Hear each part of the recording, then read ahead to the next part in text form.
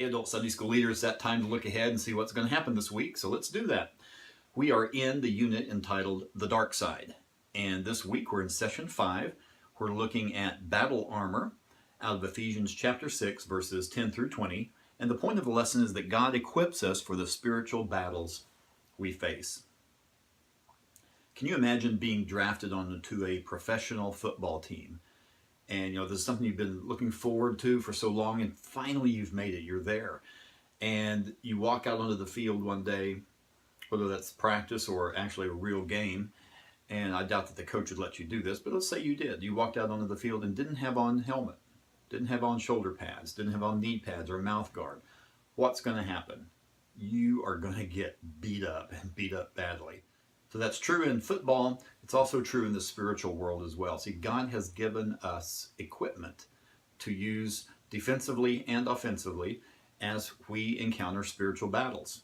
Now, a lot of folks think, hey, I'm a believer, I'm saved, I'm on the team. That's the end of it. Well, no, it's not.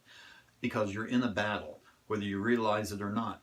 It's no wonder that so many Christians are bruised, battered, and defeated because they're on the team, but they don't have the battle armor on. So what I briefly want to leave with you this week is that, let's go back to the football analogy. You go out onto the football field and you don't have a mouth guard. What's going to happen? You're going to have some teeth injuries, aren't you?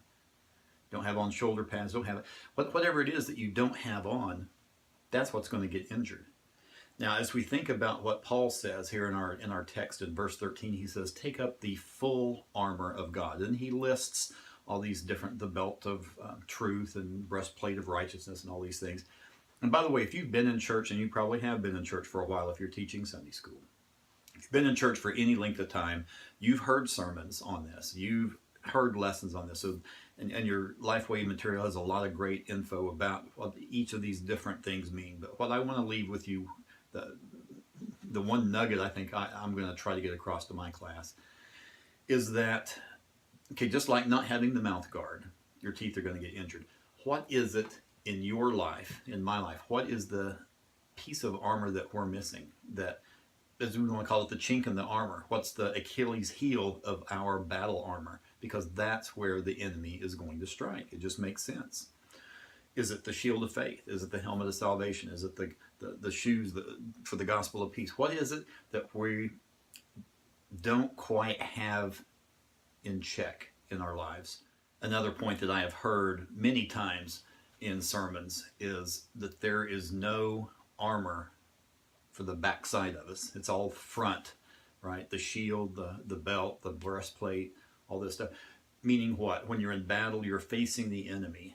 You're never retreating, and you don't have a back plate to help protect when the sword comes at you at the back because you're running away. No, there's nothing like that. It's all because you're facing the enemy front to front, face to face. If you've watched some football recently, you've probably seen these coaches hold up these signs as they're trying to send in plays, and they'll have different pictures. Sometimes they're cartoon characters or other graphic pictures that communicate to the team what it is they're trying to, the next play.